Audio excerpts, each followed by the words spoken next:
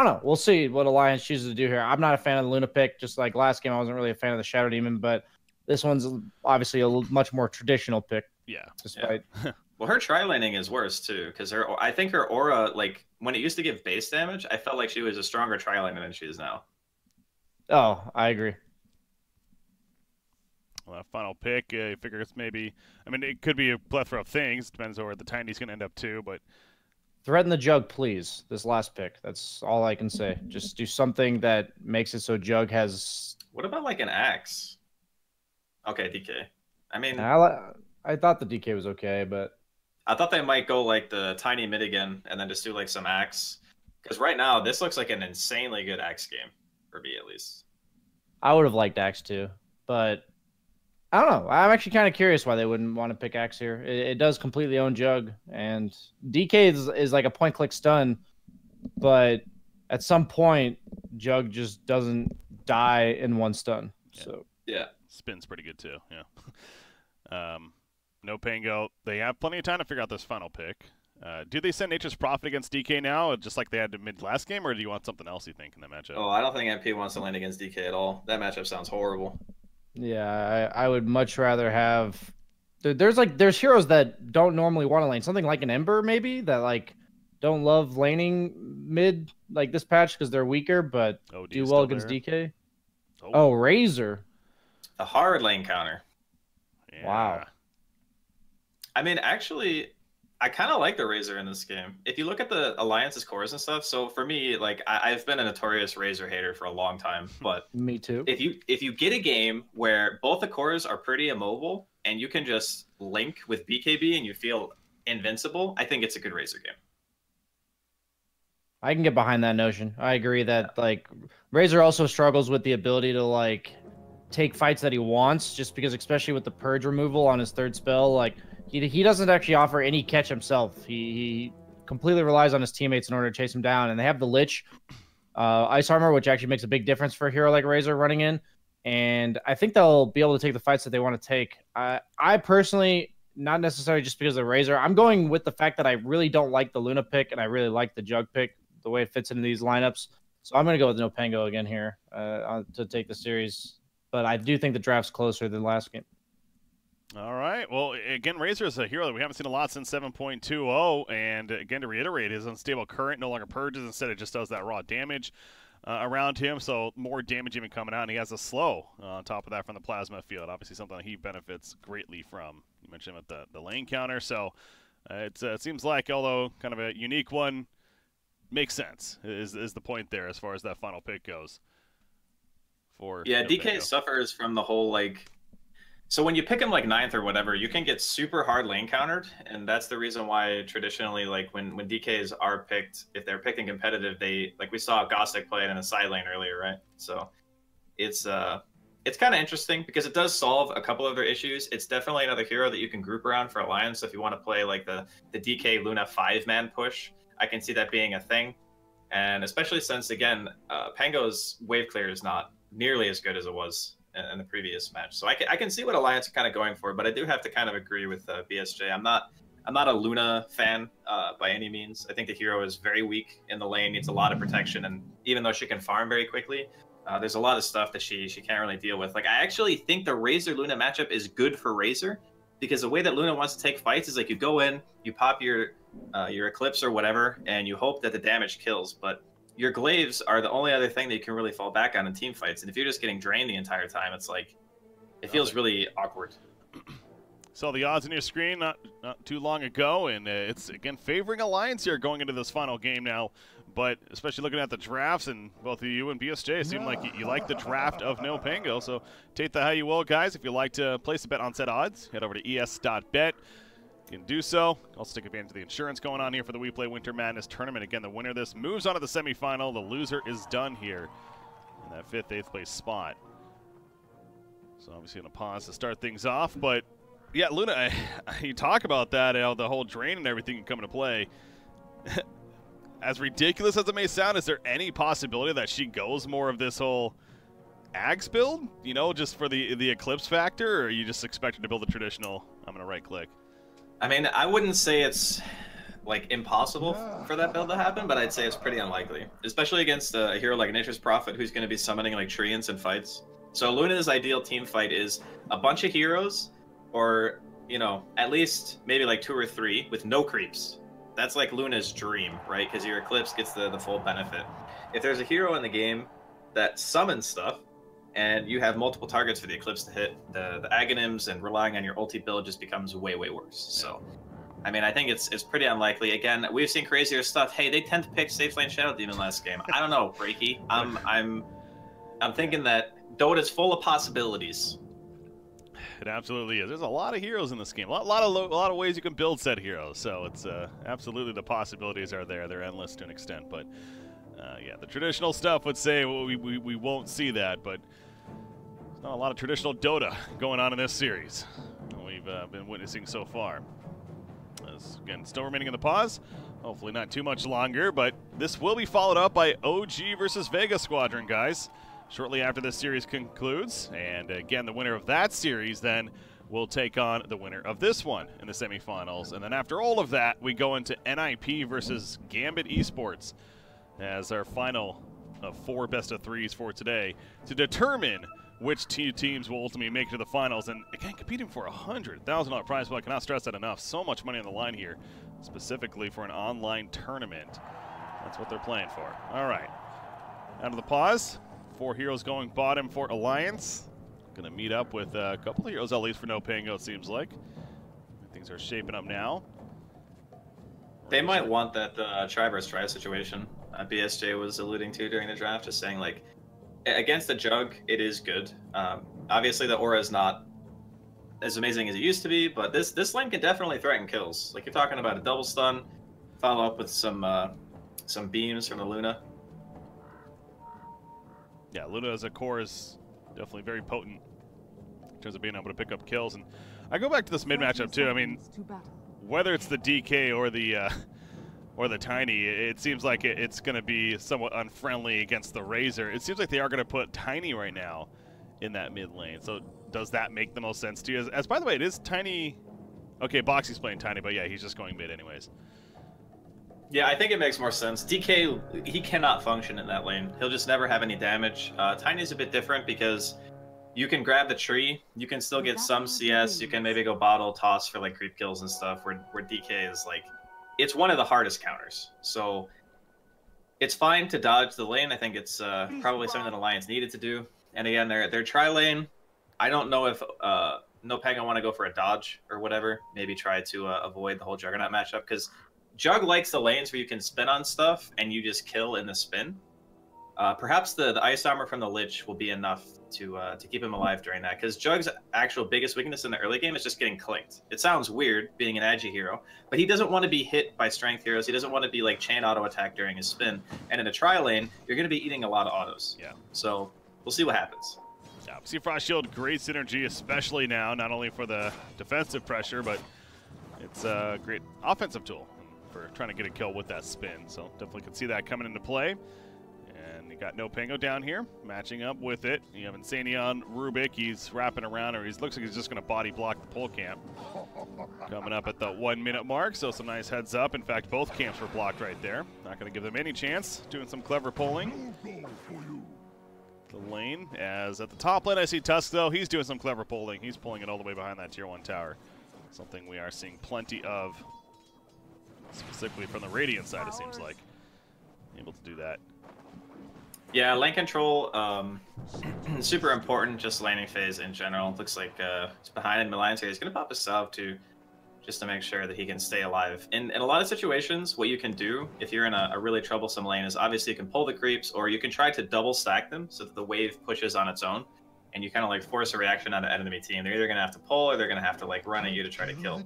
But unfortunately, Lich is just a little bit too fast for Insania to track down. So yeah, they're trying to get what they can out of the lane. The Jug is going to be suffering down here, I would imagine, as long as they keep 3 heroes present. Taking a look at that mid matchup, Razor's winning it, but Tiny's managing 8-2 compared to what's a 10-5 Razor right now. So again, Tiny managing some decent CS considering what he's going up against. Luna is also doing pretty well down here to see 8-3 against 4-0, but No surprise either that Nature's Prophet is leading the way right now from the top lane, as over here Slayer is going to get caught out eventually once again. Tusk snowballs in though. And we got some 2 versus 2 action for the supports, and it's down goes Rubik. First blood in favor of NoPango. That tag team coming into play yet again. Taiga's able to roll out, but yeah, with Tusk showing up, that changed the tide of the battle there. It's a really nice move from Zayak. He starts top. He gets level 2 really early on. So when action starts happening bot, obviously you're spreading EXP 3 ways. Pretty unlikely that all 3 heroes are going to be level 2 at the same time from the side of Alliance. And because he hits his so quickly, he's able to TP to try and get a nice little counter gank going. So just really solid movement. DK 3-0. That's a yikes for me. He's a hero that he is getting absolutely bopped in this lane. That is crazy, actually. I didn't even notice that until you said it. That is really, really bad, actually. Saw Nature's Prophet doing well, but yeah, I had to double check that one, and sure enough, DK he is struggling. Remember the first game we also saw DK struggling. He was against the Tusk and the Prophet, though, to be fair. And if they start with level 1 tag team, it's pretty much impossible for him to walk to the wave, so it's understandable. Yeah. DK proving to be a rough pick for them there. Mickey, he's being wrapped around on. That's going to be a spin coming out from Naive. Roll in from the Earth Spirit, helping things out. So it's not going to be nearly enough damage initially, but Taiga, they're going back on him. A couple of crits coming in from Juggernaut with that Frost Shield we're talking about. And just simply right-clicks, runs him down. Zayak getting away from Luna for any kind of turn kill chance. Frost Blast slowing down Insania as well. Another spin from Naive. Nope, not going to be up in time. And now he turns around. Slayer going to pop a stick, and they roll on a Mickey. Mickey was not ready for this. Out comes the Frost Blast. That spin not even needed once again. Just simply the right clicks of Juggernaut doing enough. It's a double kill for Naive, and he's going for more. They will lose Tusk in the end, but definitely favoring NoPango at this point. So that tri-lane pressure clearly doing work. Tag team is so crazy. I don't know why the cooldown's so low. That spell is like, it needs to be nerfed again. When it was first released, it actually worked for everything. So like even creeps would give you the bonus damage and stuff. So people were buying like Necronomicon on Tusk, and now it's just, even with the hero damage being as high as it is just absurd. We see it time and time again. That's why that hero is highly valued as that position for him in the Earth Spirit. Go hand in hand, so not surprising to see the success of Zayak here and what he's able to do. Keep noticing that top lane. Nature's Prophet, he's going to be an issue. We'll see if we have the early flags coming out or not. But 5-minute bounty runes are coming out.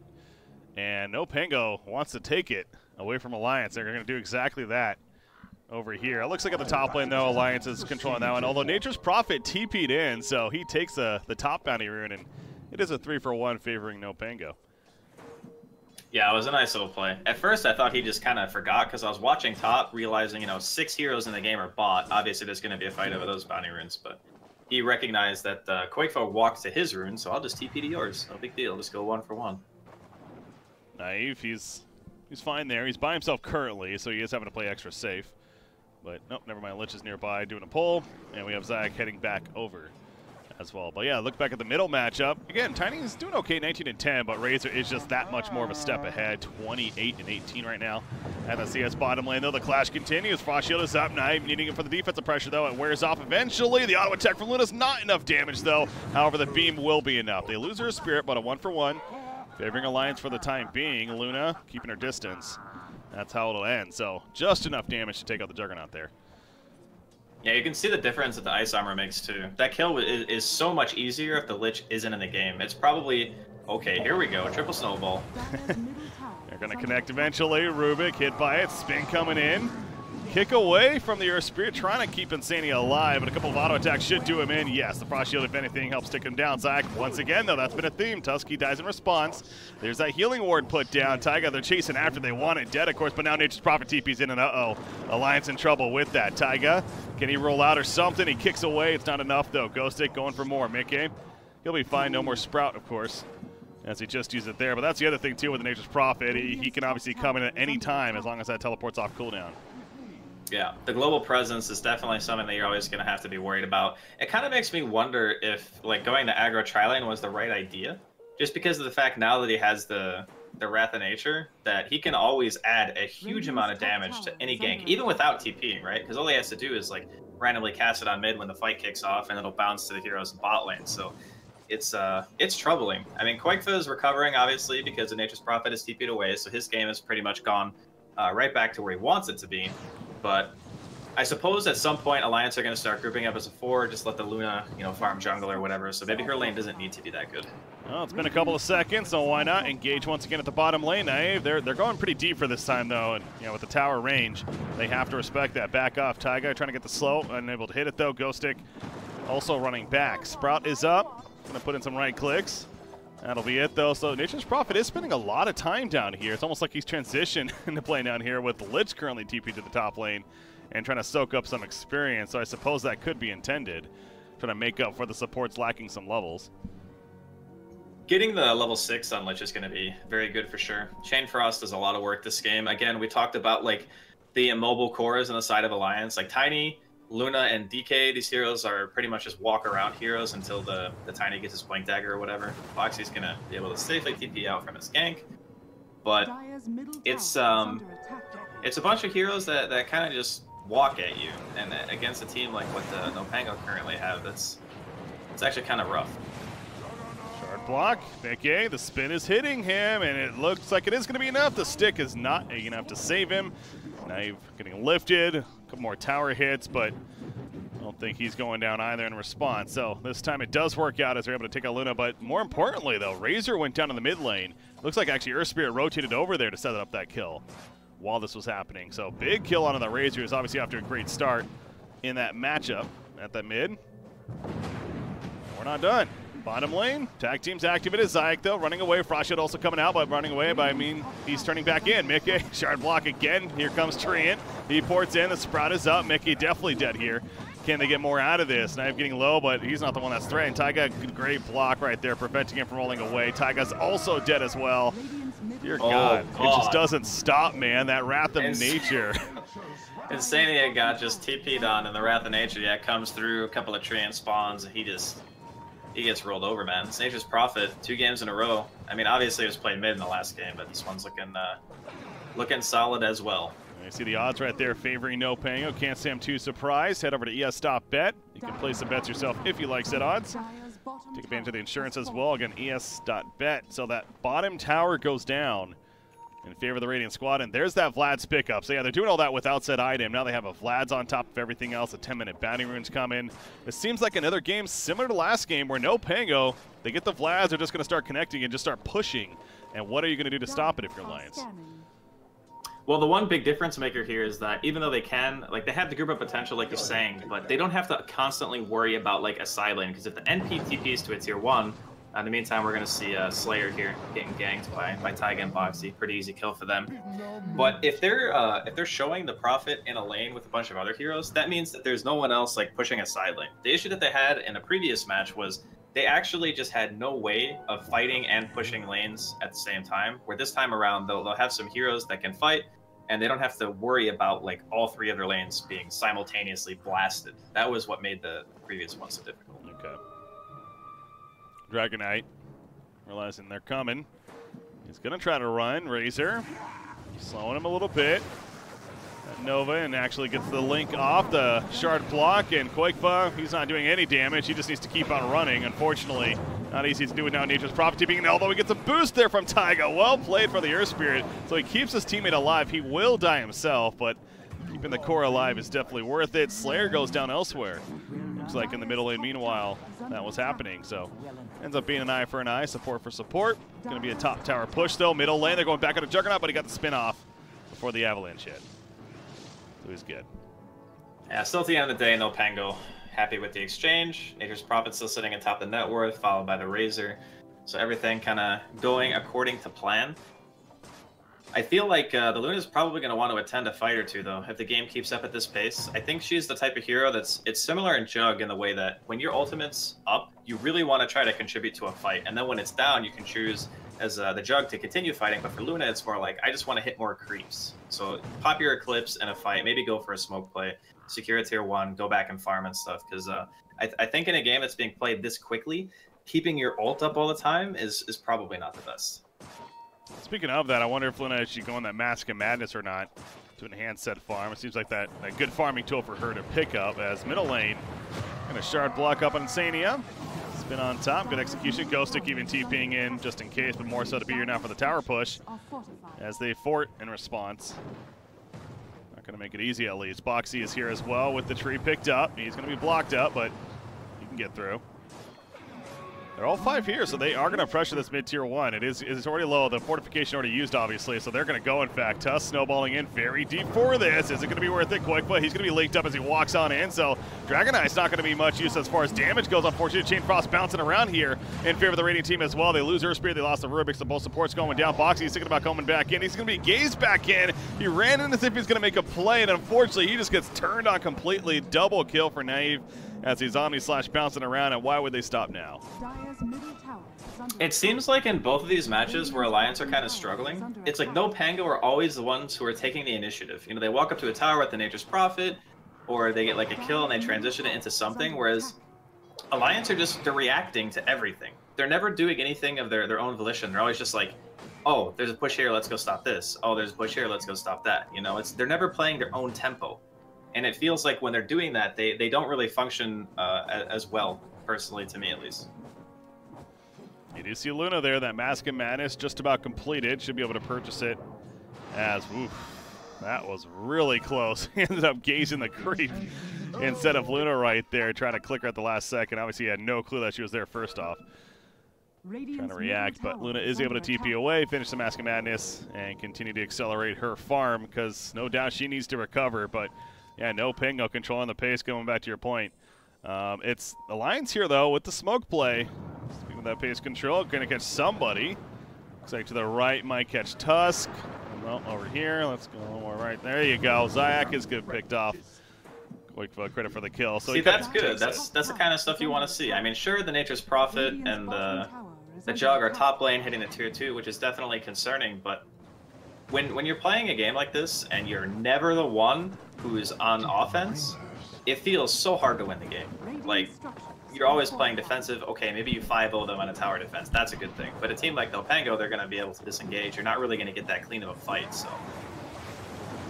Sprout is up. Mickey, he's caught. Links on him as well. So again, his damage is going to be nothing at this point. And you see the plus damage coming out from Razor. And Sandy doing what he can to push them back. Pops his own Eye of the Storm, but he's still right there. But Mickey just melts. Caught by the Eye Shard and the snowball forward. Zaya continues to make the big plays to lead to these kills. And again, NoPango, there's no reason why they should slow things down. They're going to keep going. They want Rubik as well, but they're not going to get in. They might as well push tier 2, though. They're here. The ward goes down. And the Nature's Prophet's TPing for the bounties, man. Gossick, what a player. He TPs, he Sprout blocks the ramp away from Quakefo so that he can secure another bounty for his team. Obviously, it's not that long of a cooldown, so if NoPango wants to continue to push bot, he'll definitely be able to go back.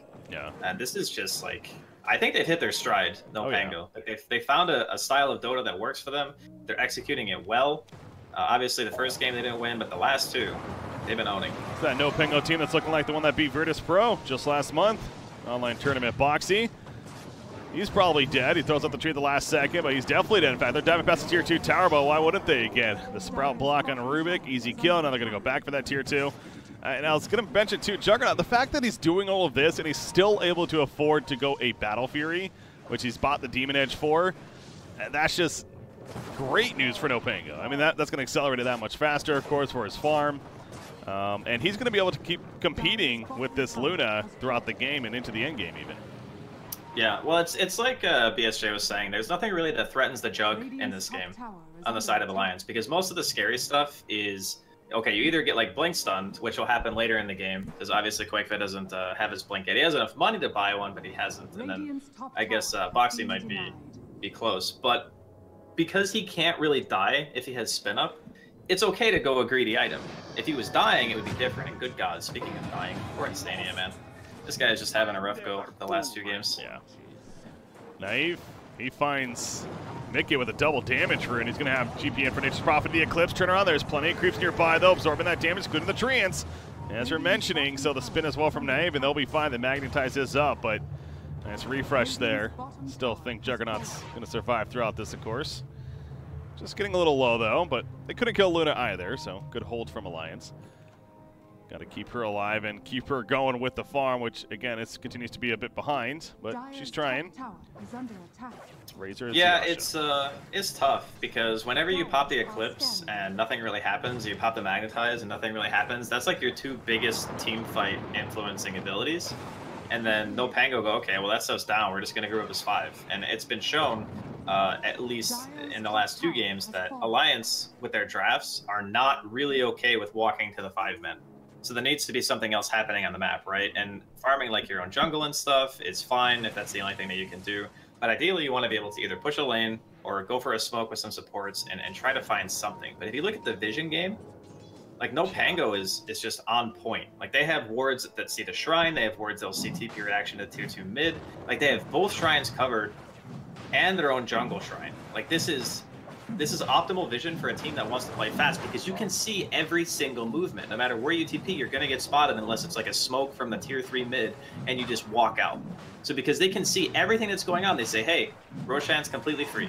We can see everything. This is almost a clinic, in my opinion, on how to play a fast lineup right now. Again, playing very clean, playing very smooth, and talk about a good time to be doing so. Trying to move on to the semifinals, which, again, they will play later today. Scheduled for that as well, so if they can keep up that momentum. But have to get there first. And yes, it's a lead, but Alliance most certainly has comeback potential. In fact, Zayak, he's kind of walking uphill, but again, they have the vision up here, so they know what they're running into in a sense. And Tusk, he's going to go in as well. On the back line's Razor, he's already linked up with Mickey, so Mickey's going to be minus some damage, but Sailor getting low. Magnetize helps take him down. The Aegis bringing him back up. But again, Mickey just decided to go for the TP play out. Says, I got to get the hell on out of here. So the rest remaining for Alliance, it's not going to be the best situation. Earthspirit goes down, and so does Koikfa. Omni-Slash bouncing between the two. So they end up losing to an Alliance's side. It goes back to that Vision game. They go from Roshan and taking advantage of said Vision, and now going to push out these lanes most likely. And you see Nature's Prophet, too, the way he's building the Vlad's into the pipe, and he's still able to be a gank machine. Yeah, I mean, it's just one of the benefits of having a hero that's so flexible, and why both teams have prioritized like picking it even in the first phase. It's just in a fast meta where you can send creeps. We are going to see another kill on Insania just at the tail end there. So the Rubik's going to get picked off again. But where you can high ground pretty easily, heroes like Nature's Prophet, items like Vlad's, they're all going to come like back into style. Playing quickly, getting objectives, just ending the game before the enemy team can really get to a point where they're strong enough to fight. Go top now. I saw Razor buy the Yasha, by the way, a while ago. Okay.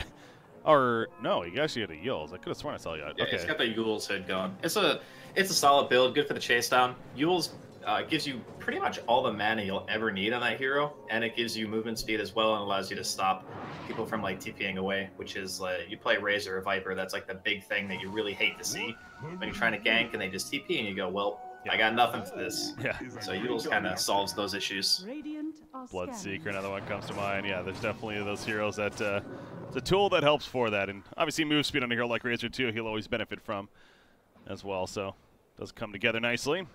Finding the Eye of the Storm buff as well. Juggernaut, okay, he might have been the one with the Yasha purchase that I saw earlier, but it is coming out now. And it's going to transition into the Manta style, of course. With that Blade Fury, or excuse me, the Battle Fury. And you see him on top of the net worth, but man, look at that Nature's Prophet too. He's actually higher than the Juggernaut, even despite that Battle Fury. Just goes to show you again his split push, the impact it's having. But Luna just got her BKB, so this seems like a timing now with the Smoke Gank also coming out. Alliance knows that they need to make a big play here. They're trying at the bottom.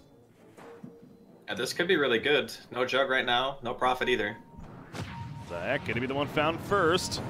TP's coming in, Eclipse bouncing around. Sailor's caught actually. Nature's Prophet in trouble. He goes down indeed. Zach also gonna fall, and I'm getting your leg spinning. TP, oh, they buy back on both though. The Omni-Slash bouncing around. Koikfa taking most of the hits. He doesn't go down initially. Cinescapes pulls him in though. He is a tanky dragon though. Knife, he overextended it looks like. He's gonna be tossed up. Double kill for Boxy. That double damage rune, no doubt working. So absolutely huge for Alliance. As anticipated, they get 2 buybacks, 3 kills in total. That's exactly what they needed. Yeah, that's the difference between like playing this reactionary Dota and being able to get across the map. I mean, sure, this time was a little bit different because they saw one hero showing top. Obviously, Gostic was up there on the Nature's Prophet. and I think Naive was farming like a top triangle camp, which is just the shrine area. So they go in, they already had a ward down from earlier that scouts deep into the jungle, and then they get some more vision. They say, hey, this is our chance. You know, no one's directly pressuring a lane. As soon as they get a moment, they go for a counter, and it pays off huge. Forcing double buyback, getting the kill on the jug too. It cuts a net worth lead pretty substantially, and that's the kind of stuff they need to do if they want to stay in the game. Snowball in, catching the Dragon Knight, but more so with the Shadow Blade, he's going to be fine. So he's able to get away right there. Orchid now purchased by Nature's Prophet, so went somewhat utility team focused initially with his item build, but now he's going to be a bit more greedy in the kill potential with said item.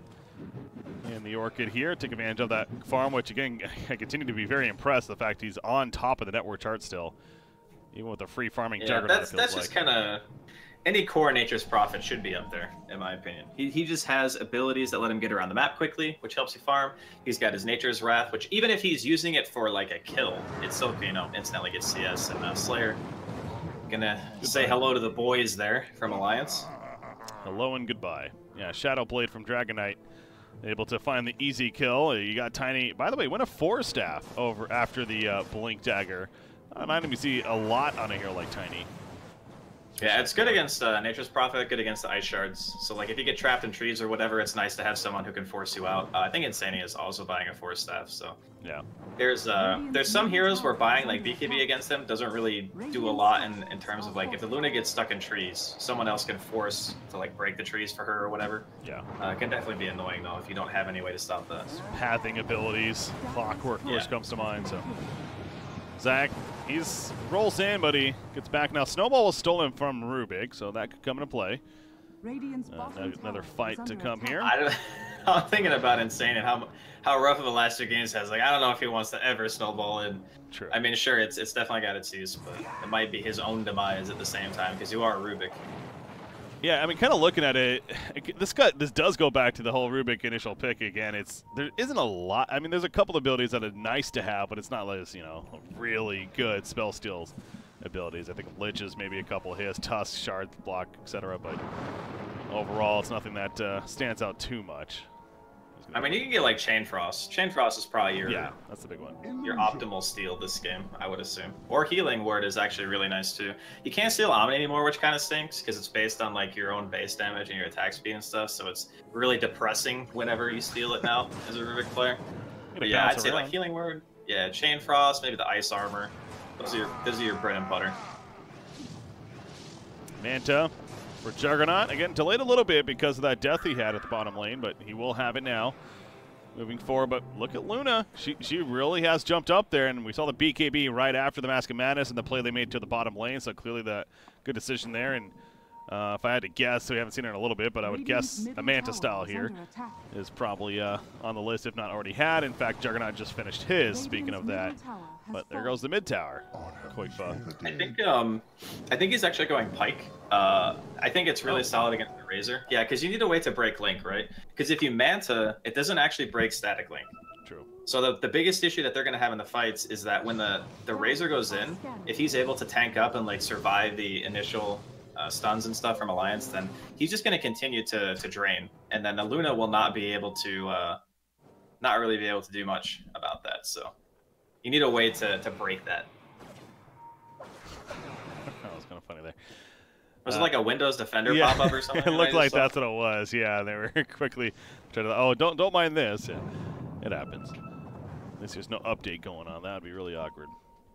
But yeah, the Hurricane Pike definitely makes a lot of sense. I also noticed DK went the 4-staff as well. So yeah, they really are valuing that 4-staff, and it goes back to your logic earlier and what you're talking about. Things like the Razor Link, but also the Shard Block, I mean the Sprout. So there really is plenty here, and clearly Alliance is making sure to have every kind of answer for it. Alliance are playing well, considering the circumstances.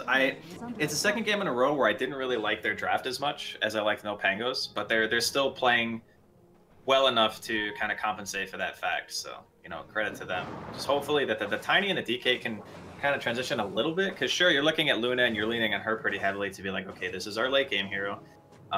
It's still going to take some time for her to really come into that true carry role, because we're not to that 3 or 4 item slot limit like BSJ was saying until the Luna really becomes the superior core. We're not there yet. BKB's almost finished on Razor.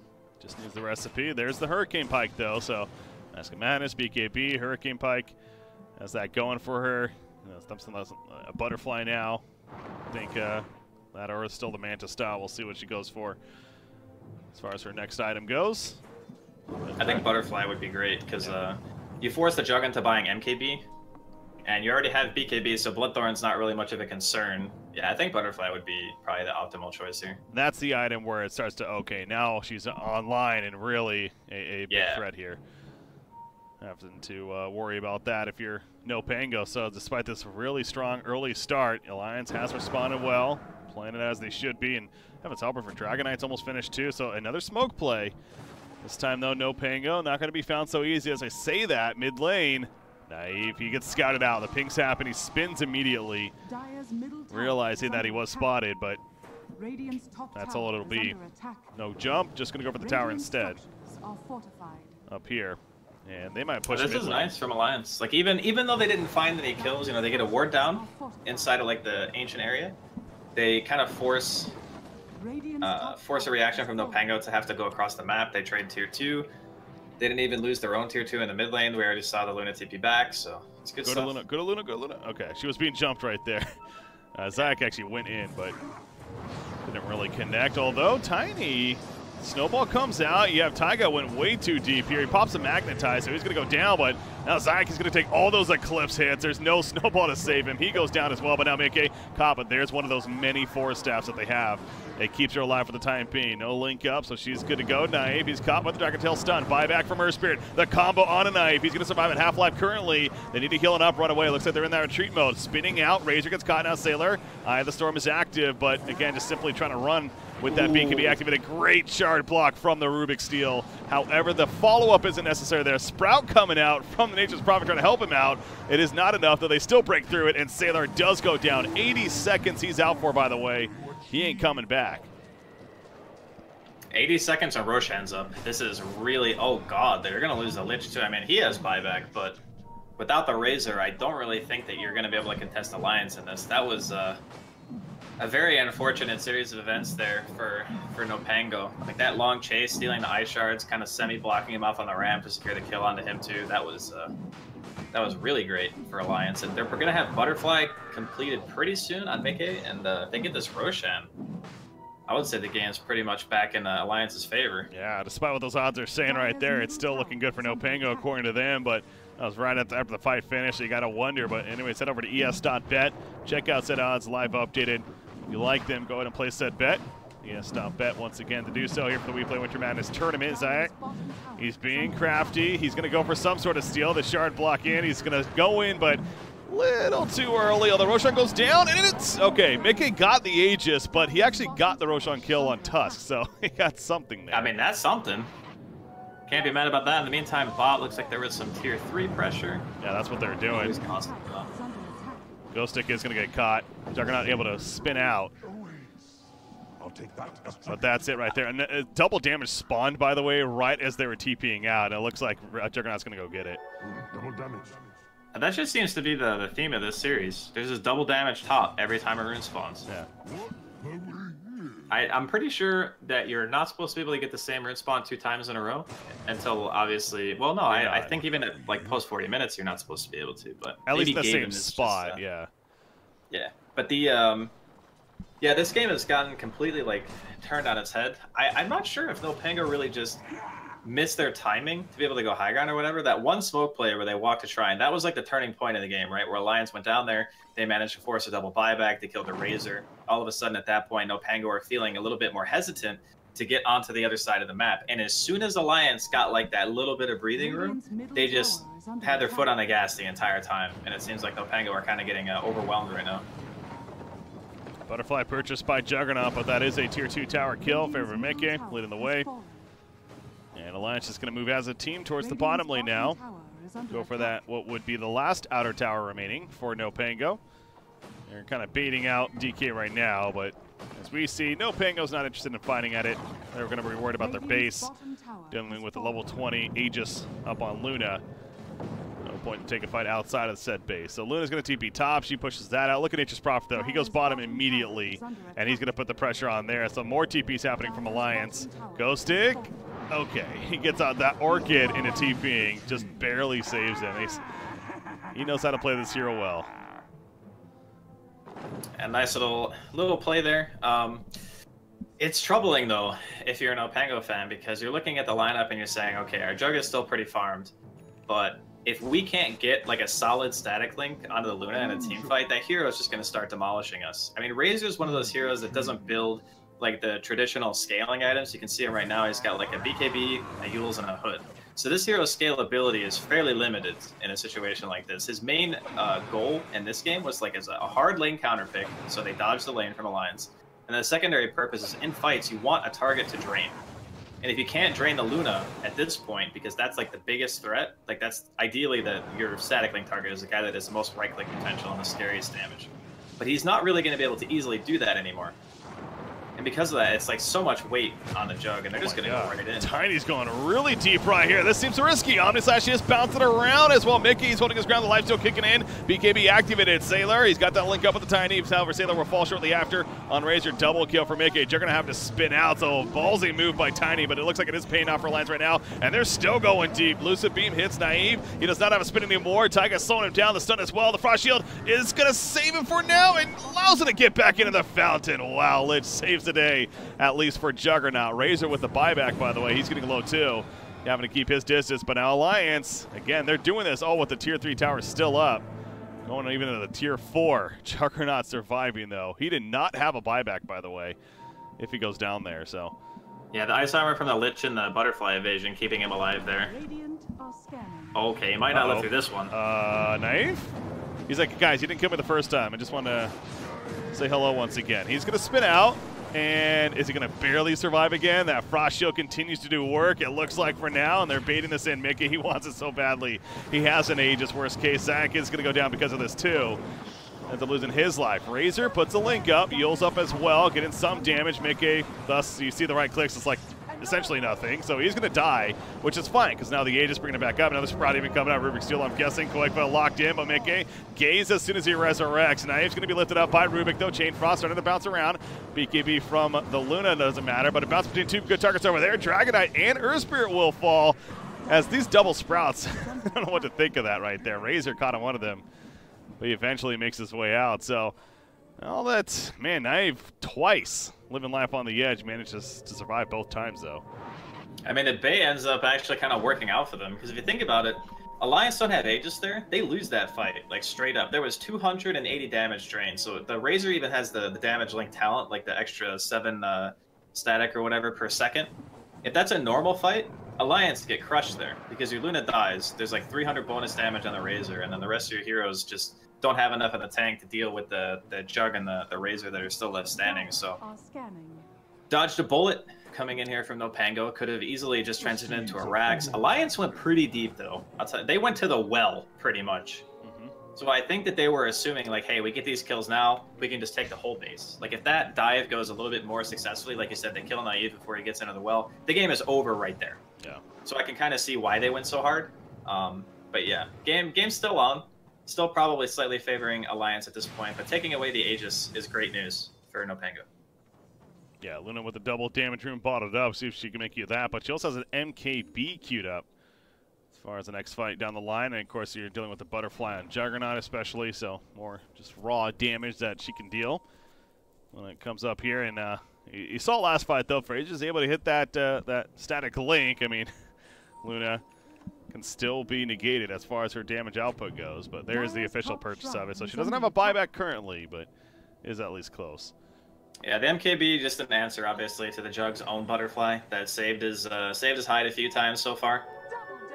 Now that will no longer be the case. Well, I suppose it's not 100% true strike anymore, but it's a good chance that the evasion's just not going to work.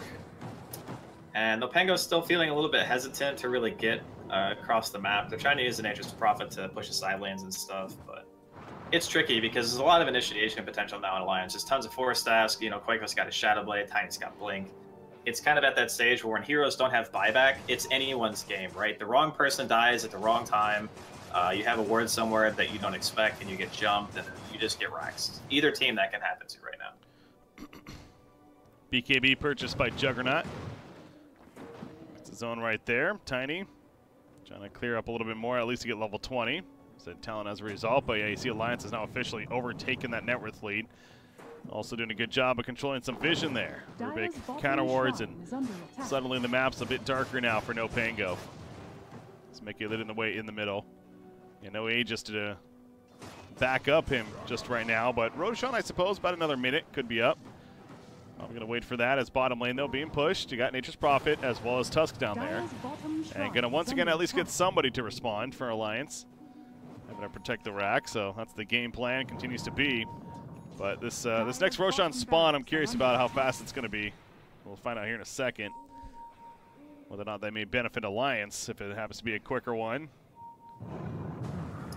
Yeah, a quick one would definitely be good, because right now they have the mid and the top lane pushing in. Bots obviously pretty much at their base. Quick does the one down there defending it. They do need to be a little bit careful on the side of Alliance, not to get too split up, because NoPango are running around as 5 currently. Just Prophet looks like he was sprouting somebody, but able to get out whoever it was. Roshan, it's going to be a pretty long one. And so could spawn now, but obviously going to be a while. Boxy, he manages to somehow blink away and survive. Close call there. Forward staff. Her Spirit's even pushing out the top, so very spread out right now as Alliance. And you have Razor up there kind of hunting for him, but it doesn't look like he is going to find him. Alliance even want to fight this. Like, Quickfoot is showing bot, and they're running at them. Well, Zayak, he is caught. And trying to burst him down, but the snowball comes out. It doesn't look like they're responding to this, though. I'm just going to say, you know what, Tusk, he got caught. Let you be. He has a buyback. So at least that's the good news. Yeah, I don't think he'll have to... Well, let's see. How long is Roche? Like 30 seconds? Maybe a little bit more, something like that. But yeah, he probably doesn't have to use it. Bot lane, they got 2 heroes down here trying to kill a DK. That's not going to be too successful. The guy's got a lot of tankiness. Okay, he has bots. I was wondering why he was showing, but he does have the boots of travel, so that makes sense. In the meantime, we're going to see a Lich just absolutely explode. That guy doesn't have buyback, which is really bad. And that's, yeah, Chain Frost. We've seen Frost Shield and how it saved Juggernaut a couple times. That is big. 35 seconds he's out for. They have Fort, but Luna, welcome to base hitting. Sailor, he goes in and going to put that link up. He's going to die immediately. Okay, never mind. He is going to be saved by the snowball, but there's a link once again. So mitigating some damage from Mickey as the Omnistat starts to bounce around. Only on so much, though. Boxy takes up most of it, and he's fine going back in with the Eclipse. Mickey running back with the BKB. She's getting low, though. Need to keep her alive. Zag trying to finish the job, unable to do so. And Luna runs away. Boxy with the protection of the Avalanche. No one dying so far. Outside of that initial Lich kill that happened, Ghostic looking to pick off Taiga, but he's overextending for this. And Boxy trying to make him pay, but never mind. He gets used up. Tag team's applied. Boxy, he's going to be linked up now, but Mickey now has more damage to work with once again.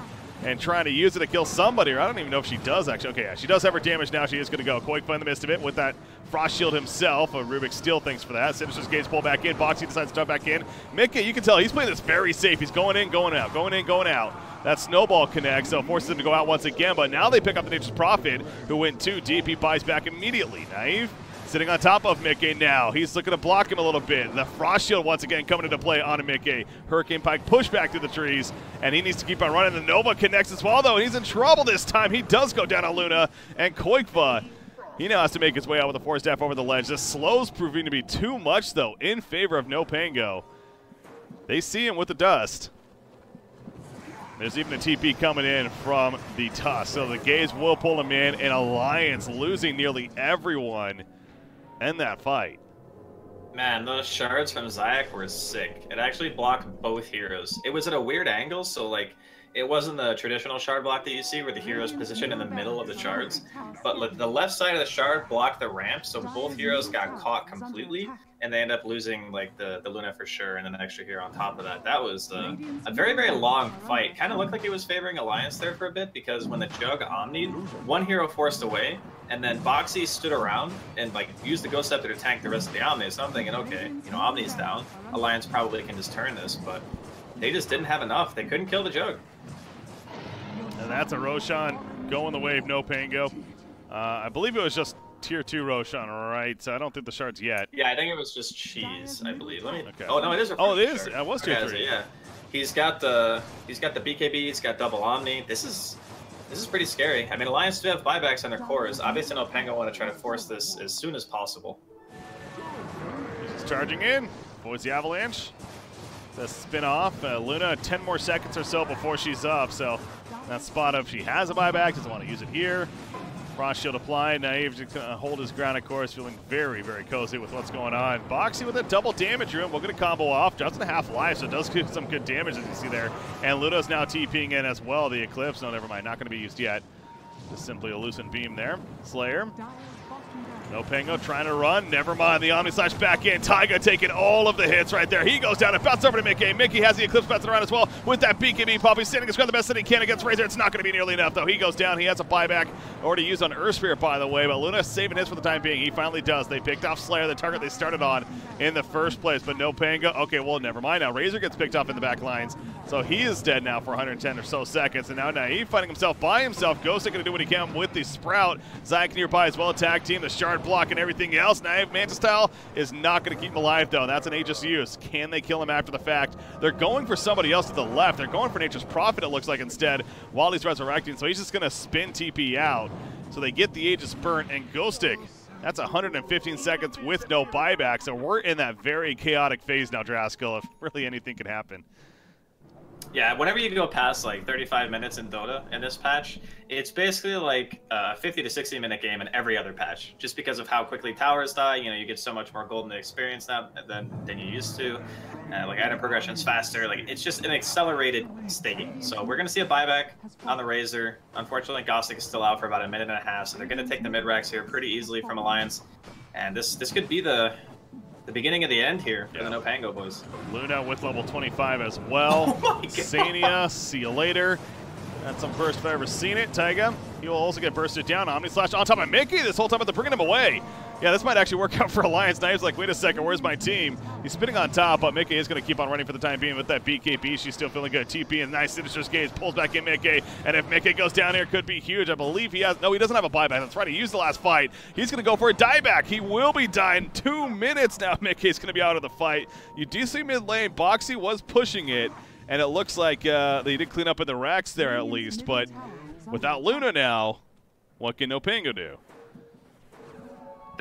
This game is like the most topsy-turvy game of Dota I think I've seen in a very long time. I mean, Boxy's kind of up here in no man's land. I think he should have, let's see, buyout. Yes, he does. Okay, so him and Koika both have buyout, but obviously, like you said, Luna was out for 2 minutes. He's just buying some time. He's got the E-Blade here. Not going to be able to blink, though. Just gets healed up by Sailor and should just die here eventually. But this is the kind of stuff that you have to do in these situations. Like, he just bought 40 seconds, right? Like, probably even more than that, because when the Luna died at the Shrine, it was like 125-second respawn. Now it's already down to 70. All 3 lanes are pushed past the river. That fight was pretty much a disaster for Alliance. Like, Insania just got 1 shot at the very beginning. Then the Omni coming out from Naive just killed Taiga straight away. So they were down 2 heroes within 2 seconds in that fight. And when that kind of stuff happens, it's mostly just because, you know, 1 or 2 of the heroes are too far forward. They end up eating some spells that they shouldn't be getting targeted by. But still an opportunity here for NoPango. They got 5 heroes grouping up around this tier 3.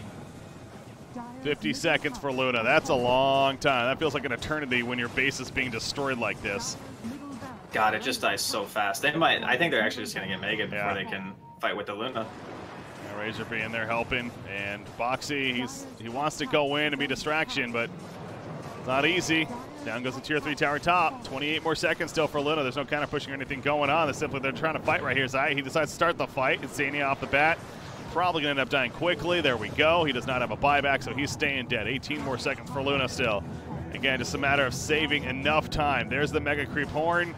So we're now spawning. We saw what happened yesterday, so let's not count it out just yet. Naive, able to spin. There's this Tusk going in. That's a very ambitious snowball. Okay, so they might at least kill Zayak here at the end, it looks like, but plenty of damage done by NoPango. They have Mega Creeps, but similar to yesterday, Anti-Mage is a hero that if you have Mega Creeps against you, you still feel like you have a chance. I think Luna is up there on the list as well. If you have a farm Luna, I think there's always a chance. Yeah, I agree. I mean, you can't get careless. That's the biggest thing. I mean, as a DD bot, the Tusk is dead for 90 seconds. It's a 10k lead, which isn't really that much in a 46-minute game. It's mostly about the mega creeps they have to worry about because it's the consistent pressure in the lanes. And Full Satanic purchased up here onto Mickey, so he knows like his buyback, even if it wasn't on CD, saving it at this point is kind of, it's a moot thing. You just want to make sure that you have as many items in your inventory as you can possibly have. Take the one good fight. You know, if they walk and check the room bot, I think Taiga will walk past the DD. There is a chance still here for Alliance. Yeah. Mickey pushing out bottom. You mentioned the double damage room being pinked out, so he's going to probably clear this and head on over to pick it up. No bottle on him or anything, but just pick it up. Yeah, and the bots on Quake are also going to help here because he'll be able to sit on the other side of the map. And right now they actually have a ward inside of NoPango's base, so Quakefin knows he's probably safe to go the next wave. This is actually really important because he's able to like sit up here and continue into like one more wave. It doesn't seem like a lot, but when you're against Megas, you got to buy that time. You got to make sure that you're not getting pressured in the base by other creeps. So now this is going to be a 5-man push with a DD Luna. This is still an opportunity here for Alliance. Absolutely. This is it. It's pretty much what it comes down to. The game should end either way. It's just a matter of which team will come out on top. They're going right for tier 4. Why the hell not? You have Luna with the double damage rune. You see it start melting. Zayek buys back immediately, of course. No other decision there. The lanes are pushed up enough for Alliance to pressure. Spin from Naive, going forward. On top, Siler also running up as well. BKB committed by Juggernaut. That's going to wear off quickly. Going to be down to 5 seconds by now. He puts on the ward. He pops the Omni Slash, realizing he's in a bad spot. Taiga, meanwhile, distracting. He goes down for it, making it slow. But it looks like he has a Satanic or something. Pops up his life right there. Naive gets pushed back. He's fine. That Chain Frost bouncing around. The Eclipse is not going to work. Luna just falls. The crowd controls too much. And the kite factor in Alliance, again, they had to go all in. They does not work. NoPango holds, and they are victorious. And they're moving on to the semifinals here for the WePlay Winter Masters. Man, that was a wild game. I mean, that was a wild series, let's be completely honest. All 3 of the games were pretty fun to watch. I mean, that one, we talked a little bit about the draft at the very beginning, our questioning, like the Luna, what it could actually do in the game, and the game before that, picking a Shadow Demon. If that was an experimental thing, it definitely came back to bite them in this series, but you got to really give props to NoPango. They played a very, very solid first, like, I'd say 20 minutes. There were a couple of execution mistakes, maybe, and Alliance kind of clawed their way back into the game off the back of a nice smoke. And then all of a sudden, like, heroes are dying without buyback on the other side of the map after being pushed in mid. Like, the Luna getting killed at the shrine was kind of like, that was almost the end of the game for Alliance when the Mickey died at their shrine and bot. So just a crazy series overall. Really fun to watch, though. Ooh, sure was. So our first of 4 best of 3s is now completed. Congratulations to NoPango moving on to the semifinals. We're going to get into the break as soon as possible here because, again, still plenty of Dota to come. OG versus Vega Squadron will be next in our final quarterfinal matchup. Again, the winner of that will now play, as we know, NoPango in the semifinal even later on today. So, ladies and gentlemen, Breaky CPK joined by Draskyl. We have BSJ as well as Gods, I believe, even going to be joining us now as well. OG versus Vega. Final quarterfinal coming up next. Stay tuned. We'll be right back here for the WePlay Winter Madness Tournament.